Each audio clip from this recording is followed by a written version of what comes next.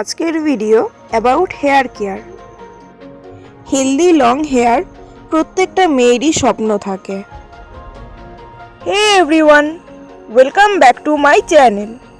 Let's explore anything special. আজকে আমি তৈরি করব একটা হেয়ার মাস্ক। তার জন্য একটা পাত্রে জল বসিয়ে তাতে দিতে হবে মেথি দানা আর অ্যালোভেরা।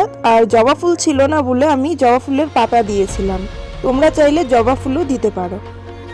এই প্রত্যেকটা ইনগ্রিডিয়েন্টস আমাদের চুলের জন্য খুবই গুরুত্বপূর্ণ।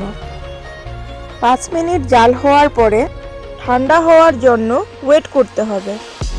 ঠান্ডা হওয়ার পরে একটা বাটির মধ্যে জলটাকে ছাঁকতে হবে এবং সেটার মধ্যে হেনা পাউডার মিশিয়ে সেটাকে খুব ভালো করে মিক্স করতে হবে। ভালো করে মিক্স করতে হবে যতক্ষণ না কনসিস্টেন্সিটা এরকম হবে। তারপর সেটা হেয়ারের মধ্যে খুব ভালো করে অ্যাপ্লাই করতে হবে।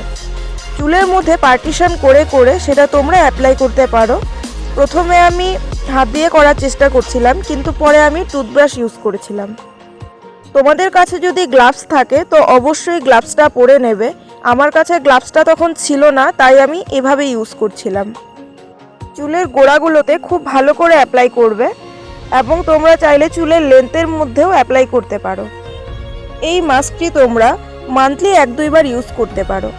আর তোমাদের মধ্যে যাদের হেয়ার ফলের সমস্যা, হেয়ার রাফ হয়ে যাওয়া বা স্প্লিট এন্ডস এই ধরনের সমস্যা থাকে, তো তোমরা অবশ্যই উইকলি একবার করে ইউজ করতে পারো। এগুলো সবগুলোই যেহেতু ন্যাচারাল ইনগ্রিডিয়েন্টস, তো চুলের কোনো ক্ষতি হয় না। পুরো মাথায় অ্যাপ্লাই করে 1 ঘন্টা রেখে ওয়াশ করার পর লুকটা তোমরা নিজেরাই দেখো।